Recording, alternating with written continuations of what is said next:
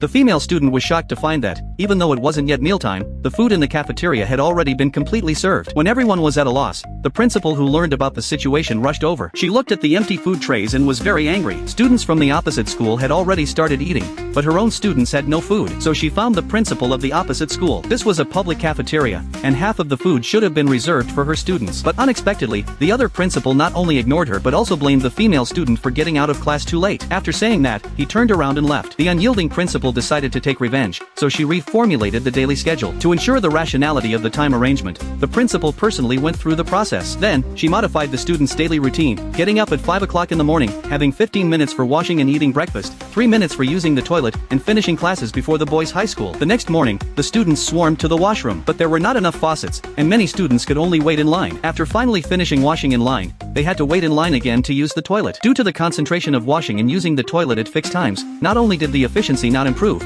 but it became more chaotic. Many students almost arrived late because of this. Although everyone was desperately rushing, some students still couldn't get food, and the female student was one of them. She got up slowly, ate slowly, and was half a beat slow in everything. Seeing that she couldn't eat, a classmate handed her a strategy for the staggered action. Then the classmate told everyone about this plan, dividing all the students in the dormitory into shifts. The first batch would use the toilet first and then wash, while the second batch would do the opposite, washing first and then using the toilet. In this way, time could be fully utilized. After listening to the classmate's detailed explanation, everyone couldn't help applauding her. Then they promoted the new plan to the whole dormitory. The next morning, the staggered action was implemented. Sure enough, the students' action efficiency was greatly improved, and there was no more long queue. This time, they finally rushed ahead of the boys' high school and all had meals without missing anyone. But this time, it was the students of the boys' high school who had no food. The principal of the opposite school was very angry. He found the principal and asked her to give priority to her own students for meals, but the principal was very calm because she had completely followed the requirements of the principal of the opposite school. Just as the principal solved the problem of students' meals, unexpectedly, the teachers started to resign because of the issue of wages.